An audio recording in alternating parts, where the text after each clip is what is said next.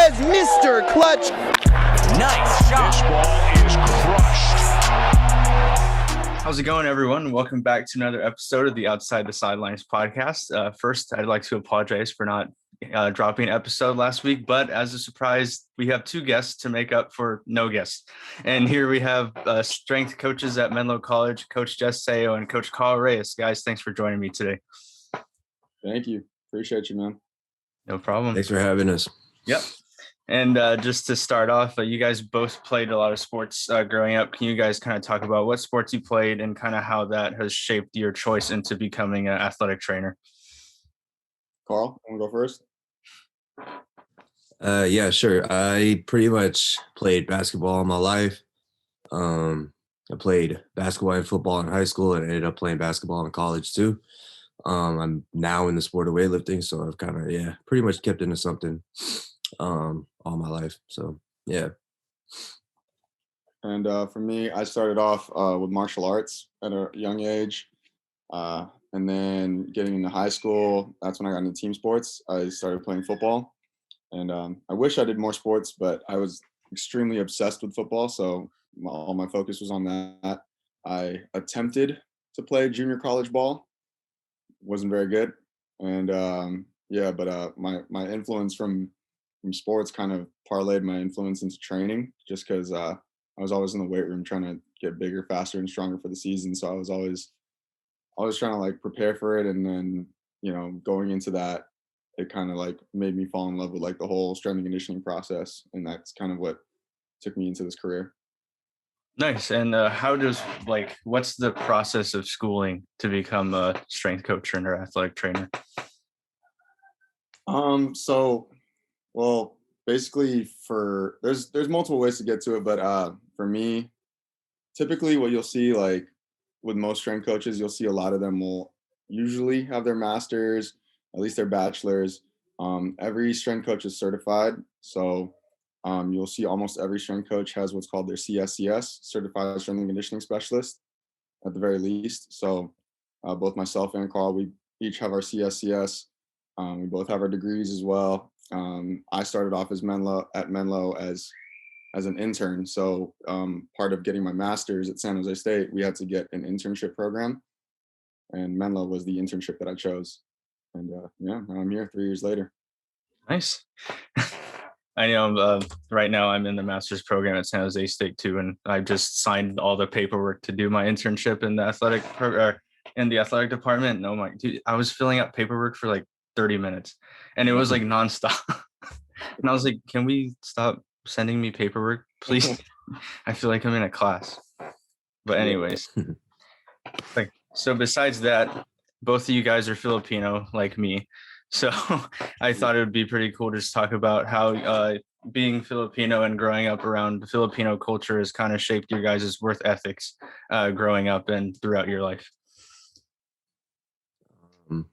Yeah, man, that's something I take pride on big time. My family pretty much growing up with them, we'd have that feeling where I'd be with them all the time because they'd be working all the time. So I'd be dragged along with them at work. Just seeing my mom and my pops, like how hard they work just to be able to give me the opportunities that I had today. It's exemplary of what I try to preach to our athletes on a daily basis. Like they taught me my work ethic, put your head down, do your best every day, and things will come. And that's the kind of message that we like to tell our athletes on a daily basis. It's super influential because the culture, like Aaron, as you know, man, like these Filipinos, we work hard. We're pretty under the radar, but we contribute we do our part.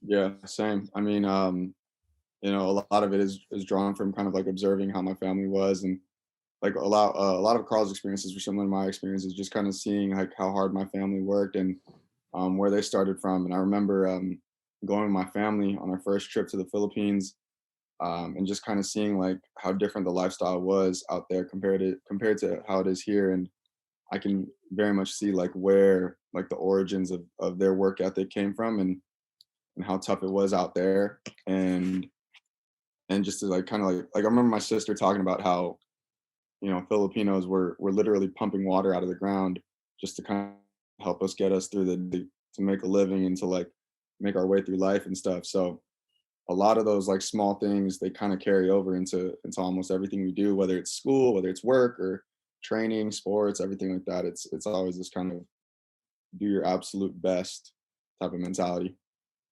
Nice. Are you guys Tagalog or Ilocano? Both. Both. Yeah. Ilocano gang, man.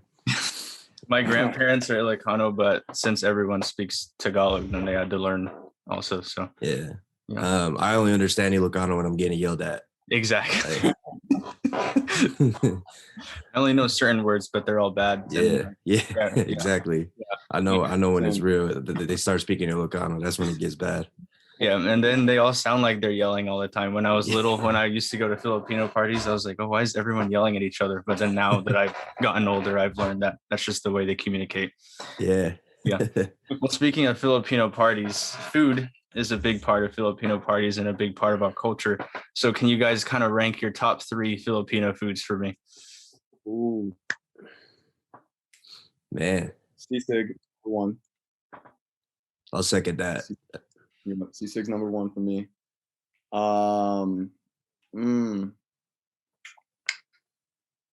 Damn. Palabok. Number 2. Damn. And lechon. Lechon's number Great choices. I'll go sinigang, classic. Gotta have that in there. Lechon kawali. Okay. Shoot, man, with over the rice and some egg, it's a wrap. And then a little bit, my actual like true favorite was dinuguan. If I'm not sure you guys know what it is, but to all those non-Filipinos, it's a pork blood on chocolate meat. On the meat, yeah.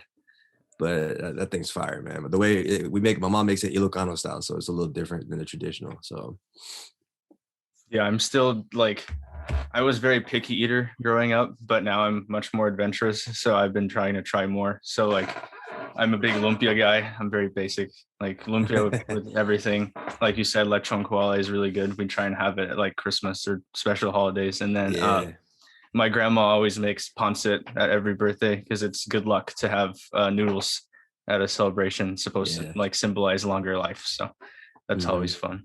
Yeah. So let's jump into more kind of strength coach based questions. So obviously right now this, it looks a lot different with strength and conditioning. You guys are out there on Wonderlic Field instead of inside the gym. Can you kind of explain how that transition's been for you guys as strength coaches?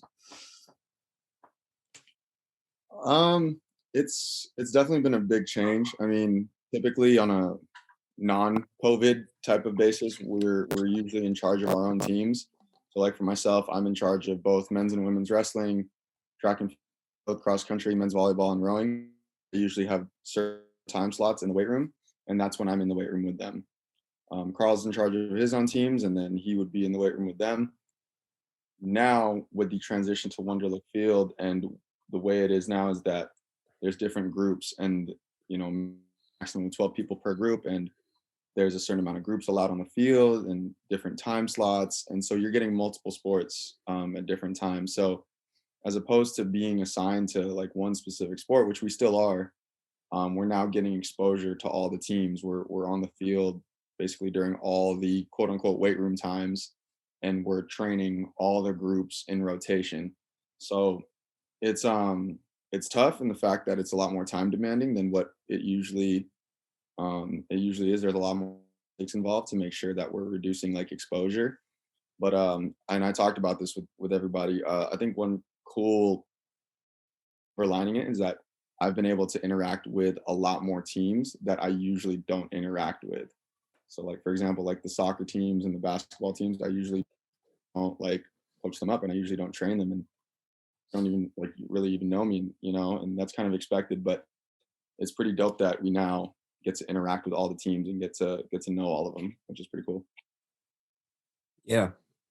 I mean, I guess from the our purpose for why, we're training all of them, it's good to see all of them, but at the end of the day, like our goals to keep it general as possible right now, because you know, we got the big halt, right, like almost a year ago at this point, that we got sent home and we couldn't train anymore, and like we have no clue what these guys did over the last how long months, right? So and it's not speaking, you know, disrespect or bad to them, you know, but it's just like we got to take the precautionary route and be, you know, we're gonna easily progress you. So it almost makes complete sense that what we're doing on the field is the best thing for them, because it's really general basic movements just to kind of get them moving again, in a fashion that like we're doing everything you could name down the list to kind of hit everything. And I mean, yeah, I mean, we talked about it, you know, actually this week, like we're finding that it's working really well. You know, the fact that we've kept it so simple, it's almost like this is kind of like the best movement that we've seen overall from everybody. And you know, we got we got golfers like saying like, hey man, I love this running stuff. Like we've never done this before. Like this is the stuff like I've been trying to do. Like, well, that's cool. We never knew that you wanted to do that, you know, like, and it's cool seeing the blend of athletes out there. And, you know, like Jess said, it's getting after it with everybody there, you know, that it's not, we don't have the blessing of a gigantic D1 weight room that we can have multiple teams in there, but it's just cool being able to see that, you know, it's a different energy every day that you got to bring. Yeah, definitely. And I guess to build off of what you said about like not knowing what they were doing, or like the importance of kind of starting general, another thing that is kind of, I think, underappreciated that you guys do is the programs that you guys build the athletes when they come back. I mean, every athlete gets their own card, and that, like, you see that when you walk into the weight room. Obviously it's different now, but what kind of goes into building those programs, and how important is that now, since that everyone is, like you said, in that general position out there? Programming's our bread and butter, man. That's when you don't see us on the field, when we're not out there, we're in our cubicles, we're in our offices, like programming, preparing the athletes for the next phase. So, you know, it's go to school for this stuff. We attend workshops, seminars, conferences, and so little details that you see on a workout card, you know, anything from the exercises, the sets and reps, you know, the order in which the exercises are given, every little detail that we put on there, it's all studied. We're not just throwing stuff on a piece of paper and just to give to people. So we take a lot of pride in our programming. That's and you know, obviously we've had to make adjustments because we don't have the luxury of being in a weight room. You know, we've had to eliminate certain things and replace it with other types of forms of exercise. You know, there's no place for us to do like pull-ups or anything like that. And you know, it definitely has forced us to think a little bit more outside the box from time to time, but programming is our lifeblood. That's where, you know, along with, of course, interaction and the actual act of coaching. But, you know, programming, the stuff you see on the paper, like hours went into writing that. And like, you know, education, a lot of education, and the money we spent to go to school and go to all these conferences and workshops, those were all put into our programming. Yeah, man. A lot of people think what we do is easy. It's just getting in the weight room and you know, they think we just put random numbers down and random exercises. Oh, this looks cool. You know, like we're not, you know, as we're not your typical, I guess, trainers that you see on IG and stuff like that are just posting stuff for, you know, random purposes to make it look cool. Like everything that we do has a practical approach to it, you know. You know, we analyze our teams on a needs-based analysis, right? Every sport is very different. Every sport needs different needs, right? You need to hit certain check boxes on different sports, and then you kind of base it off, right? That's where your specificity begins, is when you try to understand the sport and see what that team specifically really needs, right? Does that team need more strength? Does that team need just to move better in general? Does that team, right? What does that need more conditioning, whatever it is? And then it gets down to an individual basis, right? Each athlete can't be programmed the same way in broad spectrum, right? Like once you get down to it, right? One athlete needs more shoulder mobility than than hip mobility than the other one. It just, you know, it's like Coach said, it's careful programming and detail. And, you know, it's, you know, on the sidelines, like literally, like we spend all our time reading, learning something new every day, you know. I mean, that's what I was doing all over COVID, is that, you know, you read books, you know, you talk to people, you learn every day, and you try to see how you can get your athletes, you know, that 1% better, you know, and it makes a difference. And, you know, the fact that you learn, you take so much time to learn about the programming, you know, the athletes have to buy into it. You got to believe in your own stuff for the athletes to buy into it too. So, you know, you can't just be spitting out random stuff, man. You get exposed for it real quick. Yeah, and And real quick, sorry, Aaron, to No, touch go on for a funny story that I can think of about Karl. In my first semester when I was interning, anytime I would have to write programs, because I was put in charge of men's basketball in my first semester. And anytime I wrote a program, whether it was every 2 weeks, 4 weeks, or whatever, I would clear it with Coach Vic and Karl. And I remember one time, like, just to goes to show you how much pride is taken on every single exercise. I went through every single exercise with Karl, like this exercise, and he goes, "Why are you doing that?" And I'd explain why.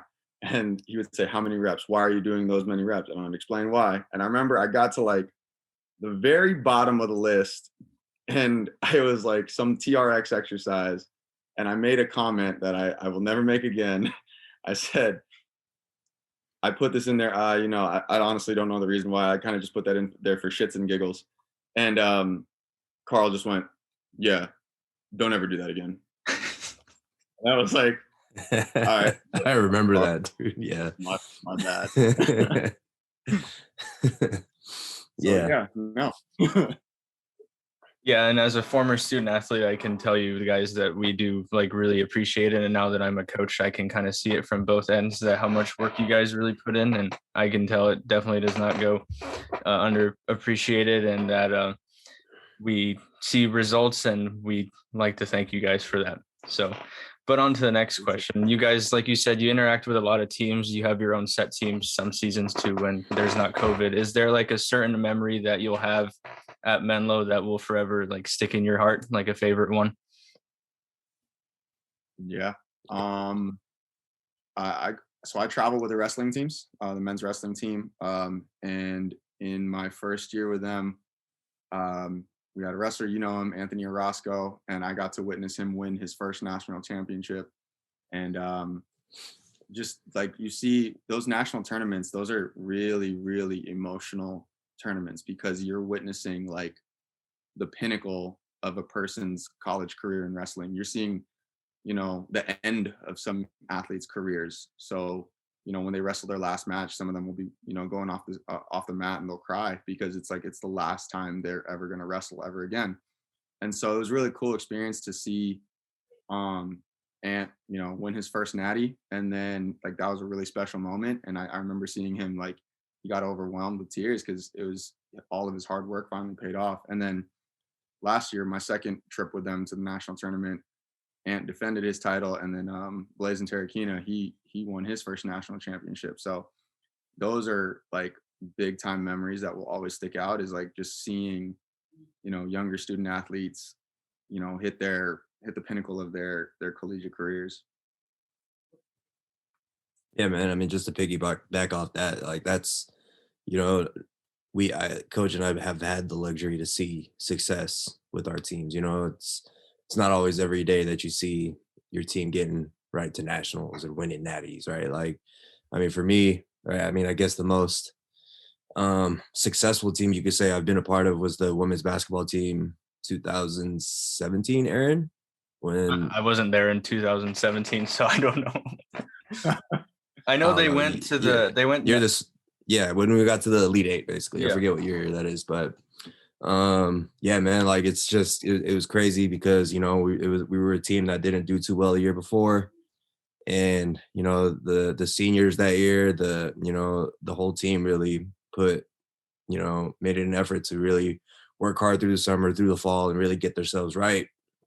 And you know, we slept on a lot of people and came out of nowhere and ended up in the Elite Eight, and it was a huge moment because we beat the #1 team in the nation that year. We beat pretty much, you go down the list of that conference, you know, we beat everybody that we needed to beat, and nobody expected it. Got ranked, you name it. You know, and I have, you know, there's always those special moments with every single team. You know, every year I'm with softball, every year I'm with you know, men's basketball. You know, like last year we got that taste that, you know, they got to the natties, but you know, unforeseen circumstances stopped that.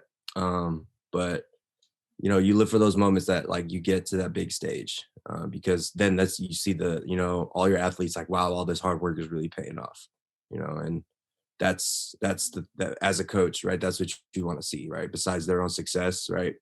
It's good to see that, all their hard work gets, shown in on a bigger stage. Yeah, thanks for sharing, guys. And then before we move on, you guys are all busy people, like you have your own clients. Karl, you also coach the weightlifting team here on campus. Any advice on how you balance work, your own personal clients, and your own training, because you guys both train yourselves as well, and then your personal life? What personal life? Yeah. There's not much of a personal life. Literally work 7 days a week. So, when I'm not working for Menlo College, I'm doing my own business, JCS Training Lab. And then when I'm not doing that, I'm, having business meetings. I literally just came from a business meeting in Stockton just now. And, on the weekends, I'll be training clients. I'll have meetings with my business planner, then I'm starting my own podcast too in a couple weeks. So, not much in terms of the social life aspect or personal life aspect, but in terms of trying to find balance, it's definitely tough. Keep a calendar, keep a schedule. Google Calendar is my best friend, and just kind of looking through, just making sure you're also, yes, we grind, we work our asses off all the time, but also making sure that you have a little bit of some time for yourself, because you don't want to burn yourself out. So, don't be afraid to schedule a block of time where you don't allow any clients or don't allow any training. That's literally, even if it's just for an hour, just an hour of time for you to just sit and chill and eat. It's okay to do that. You know what I mean? Don't get comfortable with that where you're, you fool yourself into thinking you're taking your me time, and then it ends up being you're just being lazy. But make sure you're taking all the precautionary steps so that way you don't burn out.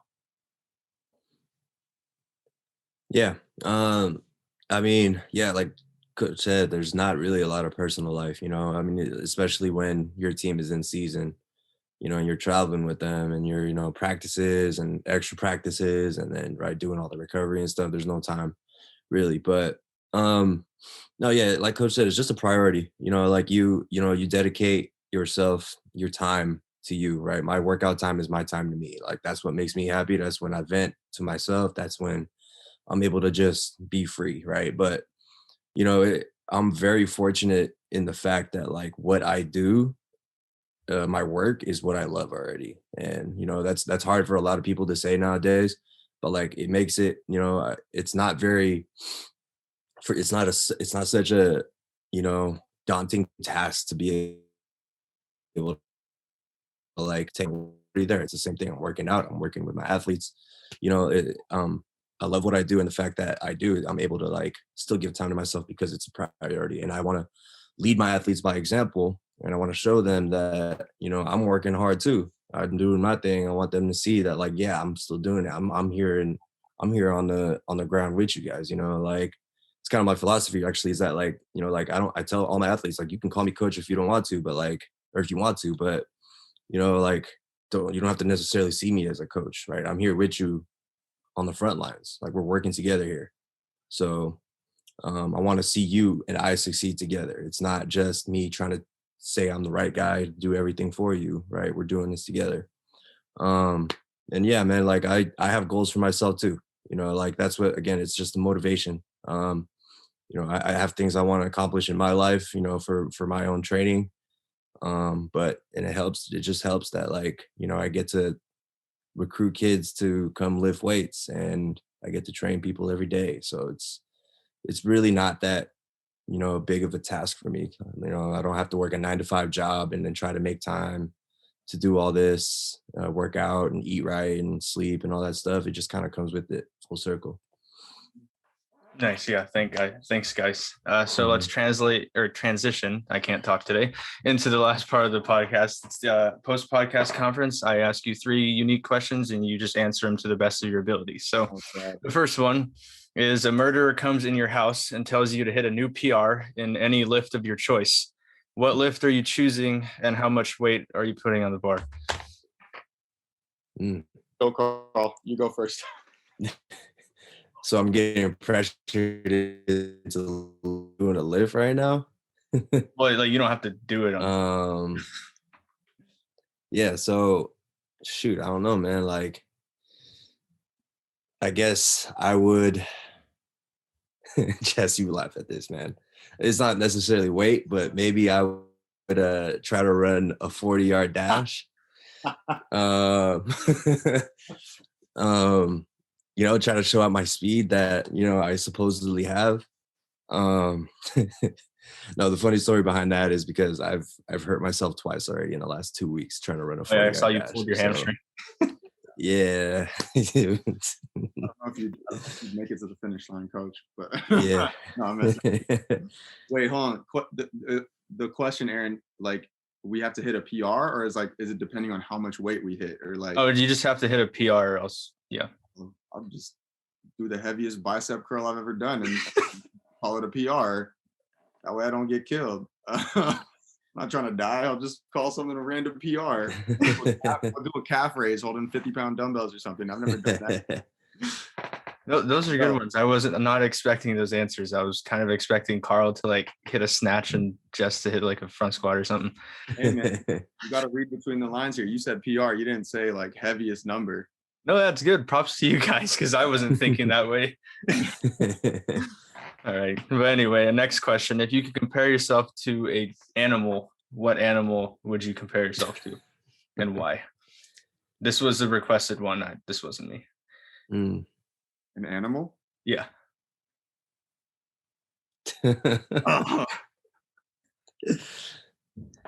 Jess, you got this, man. No, man. Hold on. I'm thinking. See, the sarcastic one in me wants to say sloth, but because I value my sleep, even though I don't get much of it. What's an animal that's always tired from working too much? I have no idea. Donkey. I'm a sports management major, man. I'm not good with animals. Donkey. There you go. I'm a mule. They're overworked, underappreciated. No, I'm just kidding. I don't know. Oh no, man. You threw me into the fire with this one. Coach Karl, go.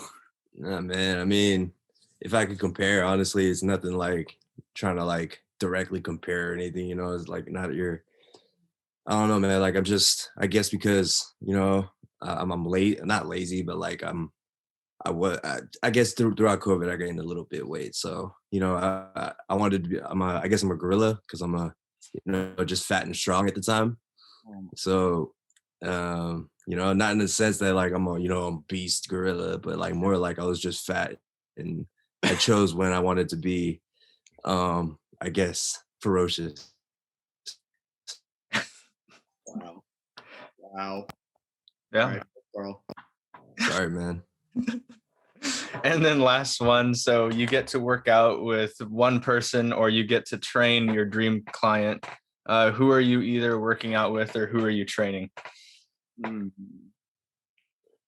That's a hard one. Damn. You got to give me a little bit of some time with that, because I mean, I do want to actually like train professional athletes. So,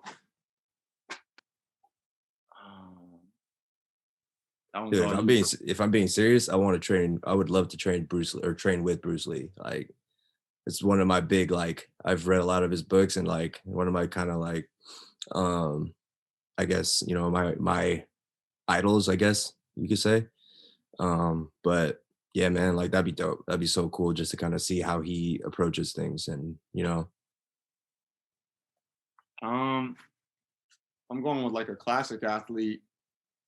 Like, I'd definitely choose Michael Jordan, honestly, as one of the GOATs, or he is the GOAT. I mean, if I'm going to choose a current athlete, somebody that like I'm very much intrigued by when I see any of his training videos, Odell Beckham Jr. Even though he's hurt and rehabbing, I see a lot of his training videos, and maybe it's just me like taking a liking to videos like that, which eventually I got to try and try and do for my own business, but I definitely respect the hustle from him, and it would be dope to either train him or train with him one day. Sounds good. Well, guys, thanks for your time, and I appreciate you joining me on here. Make sure you pick up Coach Jess's new merch, link in bio, and make sure you like, subscribe, follow us on Instagram, and we will see you next week. Take care, everyone. Thank you. Thanks, Aaron. Appreciate it, man. Aaron Flores, Mr. Clutch.